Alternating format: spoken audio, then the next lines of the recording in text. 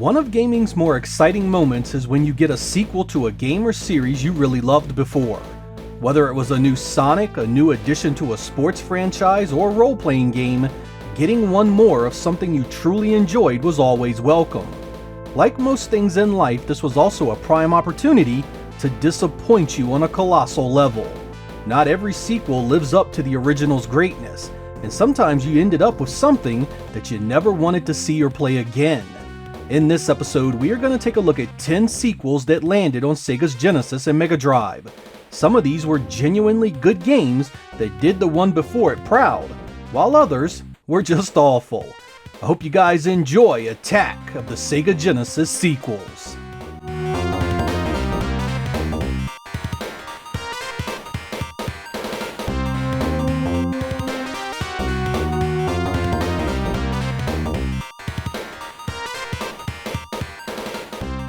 The original arcade version of Double Dragon is fondly remembered by many of us.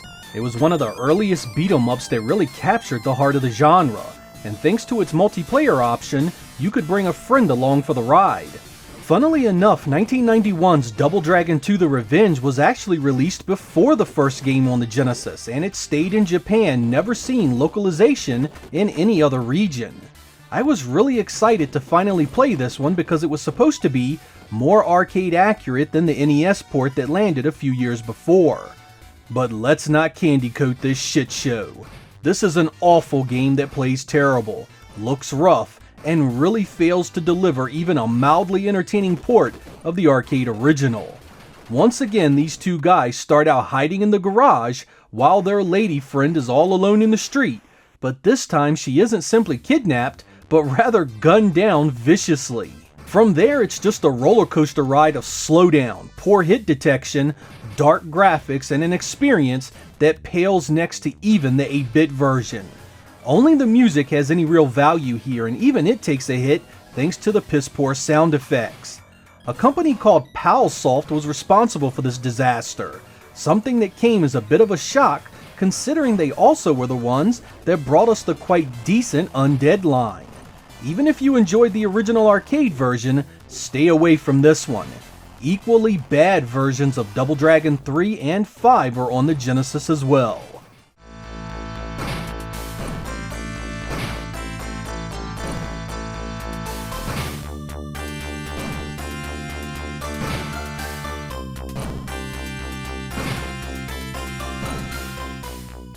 You guys may recall the original X-Men for the Genesis, a side-scrolling action game starring everyone's favorite superpowered mutants. It had its problems, but was overall a very solid game with loads of challenge. So when a sequel was released in 1995, I just had to give it a go. Not surprising since it was released so late in the system's life, this one sees numerous improvements to sound, visuals, and gameplay. It opens up with a stage that acclimates you to the way it plays, allowing you to use any of the available heroes. You quickly learn that some of these guys are better suited to certain situations. Some of them have projectiles, some have double jumps, and some can even climb up walls. This stretches out to the rest of the game as well. Each power is pretty well suited to the various layouts and enemies you must fight, and half the challenge is finding out which is best. Most of that stage design is labyrinthian in nature, requiring exploration, trial and error, and finding switches and elevators to progress. There is usually a boss to deal with at some point as well. The sprite size, animation, color, and general look and feel of the visuals is vastly improved here, and really does add to the groundwork of the first game. You get some nice parallax scrolling as well. The music and sound effects are hit and miss. Some things sound good, others not so much, but nothing here ruins the experience. Overall, it's a great game that really improved on the original's design and is a must-own if you like challenging action titles.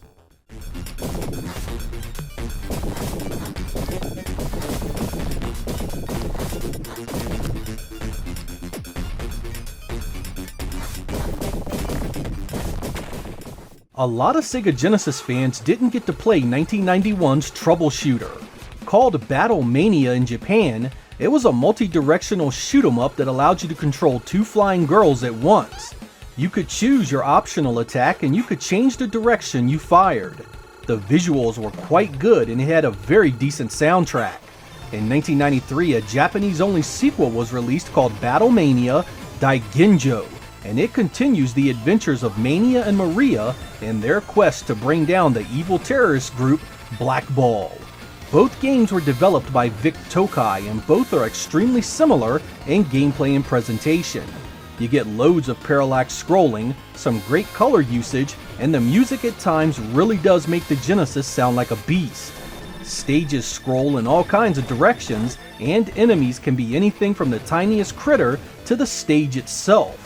Gorgeous cutscenes are peppered throughout the stages, and there is an English fan translation out there if you are so inclined to want to understand them. This one could be easily featured in a great visual effects episode thanks to its many backdrops that have all kinds of cool scrolling tricks. If you liked Troubleshooter, this one will definitely be right up your alley.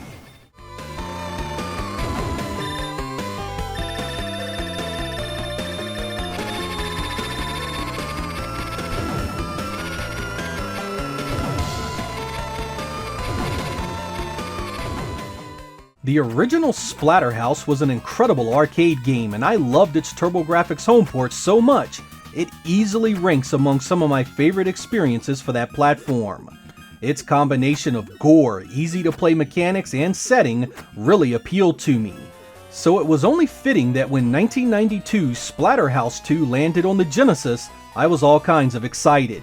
It looked the part with great visuals, played really similar, and the blood and guts returned with a vengeance.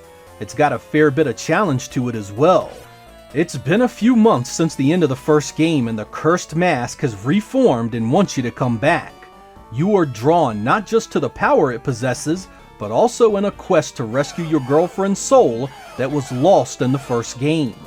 Stages are side-scrolling affairs that have multiple paths at various points. You again meet up with bosses at the end of each stage and also have access to weapons here and there. Your regular arsenal is composed mainly of punches and kicks, making the gameplay super simple to get used to. These gruesome assortment of ghouls and monsters aren't going to make things easy on you though. The Genesis was made to do this kind of music, which sounds just fantastic and fits every environment perfectly. The Japanese version of this has no password system and has limited continues, making it so much harder to defeat. If you're new to it, definitely stick with the Western releases. Multiple endings seal its excellence, and there is a part 3 to this on the Genesis as well.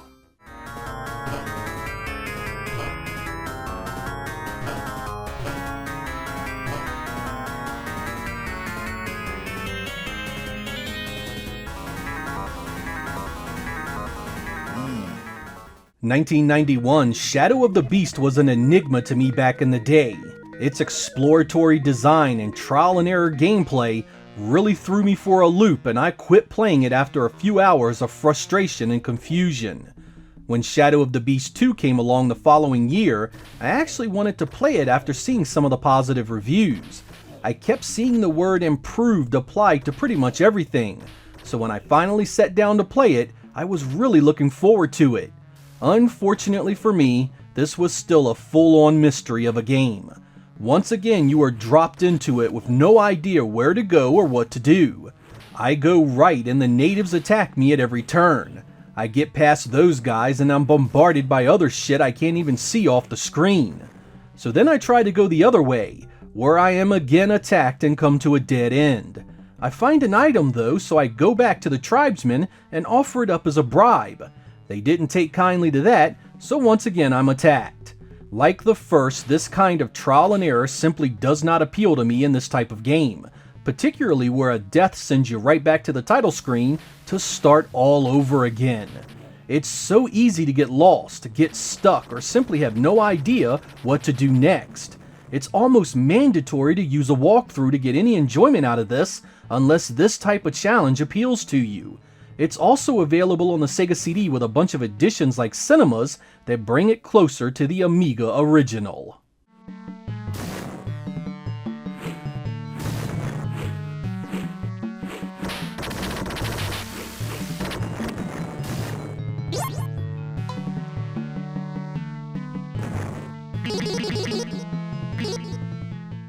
The original Rolling Thunder by Namco is a classic arcade run-and-gun that inspired a legion of knockoffs, including Sega's own Shinobi.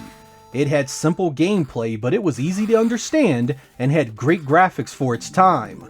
When the sequel was announced for the Genesis, I was ready to take on the challenge yet again.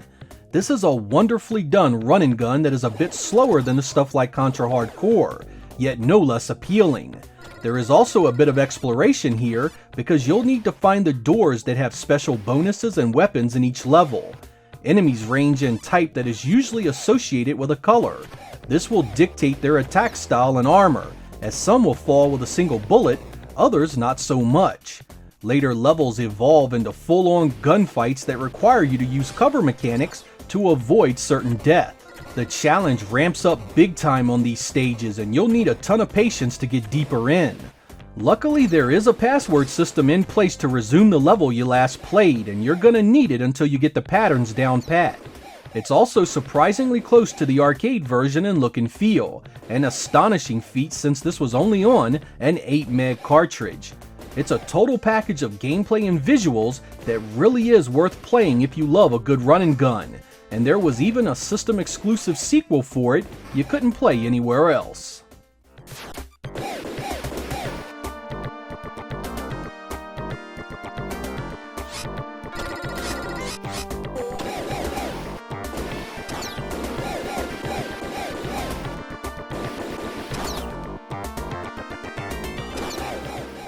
About a year into the life of the Genesis, it received a port of the arcade classic Super Monaco GP. While it was heavily cut back in regards to visuals, the gameplay was still quite solid, and it was overall a great addition to the library. In 1992, a sequel was released that promised to be just as good. It takes a number of cues from the original, including race mode and visuals. It's still really fast, and I love some of the special effects like tunnels and bridges. There's weather effects and a fair amount of tracks too.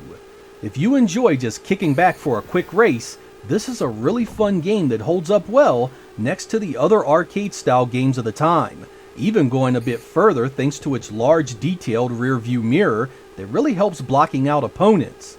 The only thing here that really took a hard nosedive were the sound effects of the engines.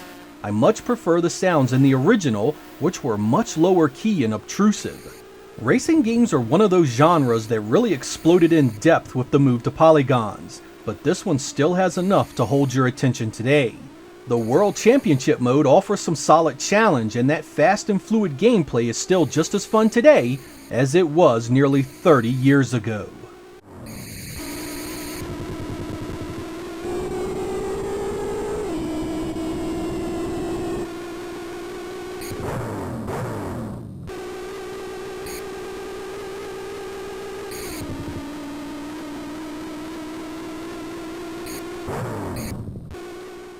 Few games came to define the 16-bit war between Nintendo and Sega than the first Mortal Kombat in 1993. It drew a line in the sand that caused many gamers to choose sides based on this title alone, and the differences in content became a huge talking point for the ideologies of the two corporations. So in 1994, when Mortal Kombat 2 was coming out, things had changed radically. Nintendo's new philosophy of profit over morality meant that their version would have all the blood and gore of Sega's, so for the first time this series was on equal footing. So how did the Genesis version fare? Well, it definitely was a game by Probe Software. It pretty much mirrors the shortcomings of the first. The sound effects are poor and most of the voice samples are either entirely missing or sound bad. The endings were also reduced to simple text walls after you defeated Shao Kahn. I find this baffling, as yet again the 24 meg cartridge was the same size as the Super Nintendo version, which managed to contain most of the sound effects and images just fine. Not everything was bad, however. The animation this time was quite good, and the gameplay was even faster than the arcade original. While I definitely give the sound and visuals to the Super Nintendo version, this game plays better in my opinion, and that definitely counted for something. A 32X version was released soon after with an additional 8 megs of memory to add back some of the missing sound effects and images for the opening cinema. I would have killed for a Sega CD version, But alas, it never happened. We'll die. Fight.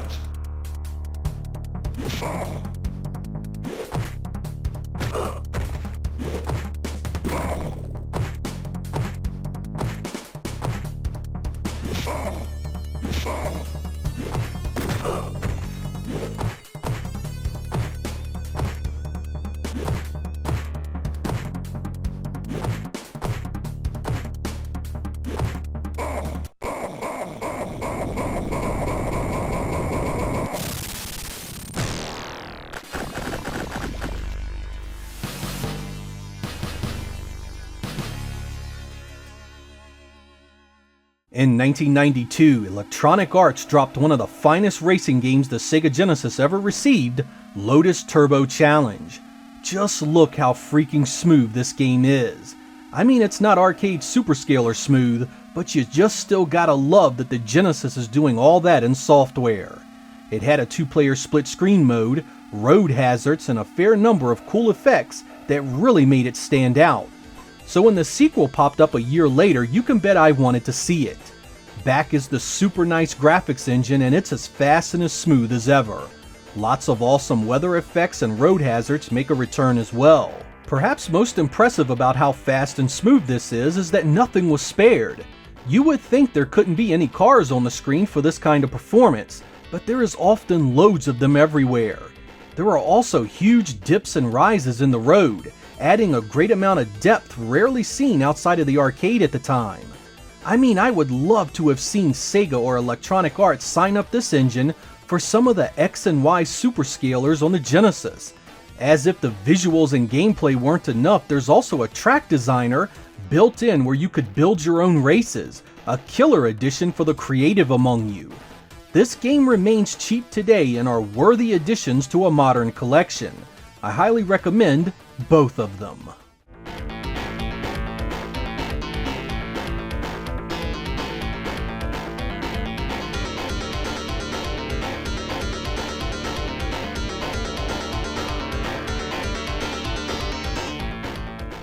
You guys all know the original multiplayer beat-em-up Golden Axe. It's as classic gets. The first port to the Genesis was actually a great early title in the system's life, and it even added an extra stage and boss battle to the mix. Sega wanted to capitalize on the appeal of hack-and-slash beat-em-ups at the time, so Golden Axe 2 was born.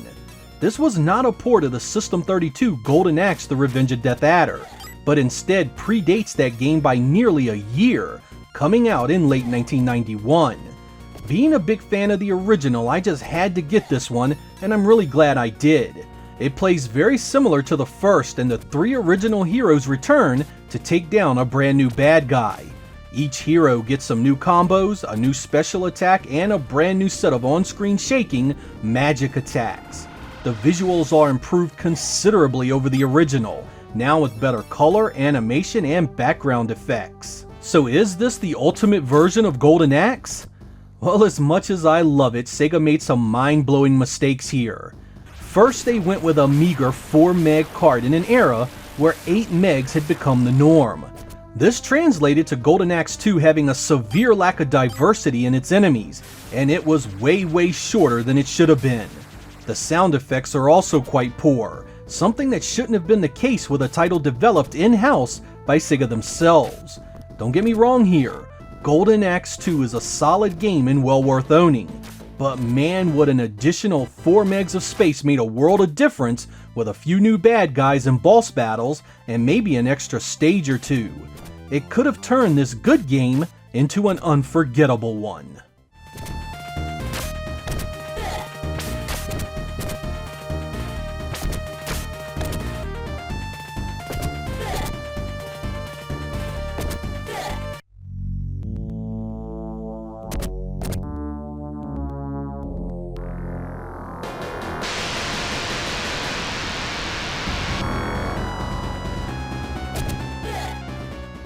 So there we go guys, a look at some of the sequels that appeared on the Sega Genesis. Sega and its third parties were in rare form during this time, evolving and improving their titles regularly. Whether it was Revenge of Shinobi setting the stage for Shinobi 3, or Streets of Rage paving the way for Streets of Rage 2, Sega was improving their software each and every release. These IPs came to define Sega in a way that was nearly as important as what Nintendo was doing, and so many of them would be must-owns that made me love the company even more.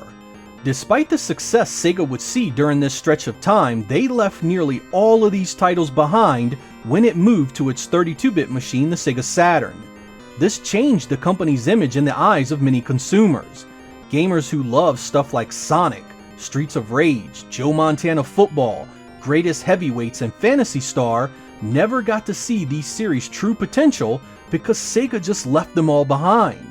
This was a big difference they had from Nintendo. Nintendo's stable of IPs meant everything to their identity, and even with the massive changes that came with 3D polygons, Nintendo adapted their games properly, even creating new genres or changing them entirely if need be.